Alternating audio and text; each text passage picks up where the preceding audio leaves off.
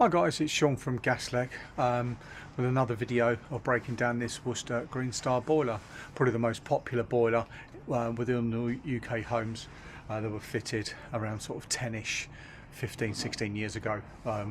We nicknamed them the kebabs because they've got like a kebab heat exchanger inside. So we're breaking down various different parts and explaining what they do and how they work. So the next bit we're going to do is the gas valve. So there's a couple of retaining screws I've already taken out. They're a bit fiddly, so I don't want to bore you with me undoing screws. So gas valve, this one has two plugs on it. So this whole board is going in the bin. So all gas valves have two safety features called solenoid valves, and we can see the two solenoids here. That's why we've got two different plugs on it. So the gas comes in the bottom and then comes out the top. And there's a safety feature when we power this up from the flame rectification. Let's bring that up a little bit from the flame rec, and it holds the gas valve open. It then opens up these two.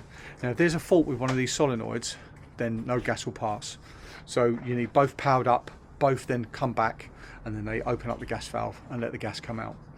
So yeah, so that's sort of really on the safety.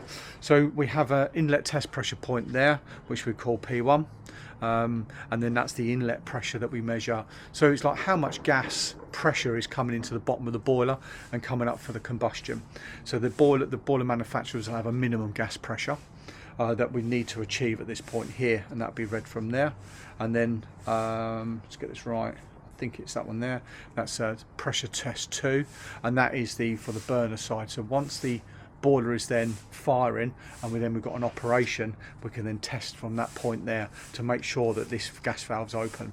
You can actually see when the gas valve opens on the lower pressure, because the pressure will drop down as soon as the gas is coming out the top, but you can measure it from there. And then we've got the adjuster screw there, and then we've got an adjuster screw under here, and that's for minimum and maximum gas pressures. So that then does the adjustment on the gas valve on the two rates, high and low, and then we can then set that up to make sure it's burning cleanly and efficiently, and we'll get our ratios and our CO just about right, and then we get that set up. So that is a gas valve. Bigger boilers have bigger valves, smaller boilers have smaller valves. But there we are. Okay guys, thank you very much.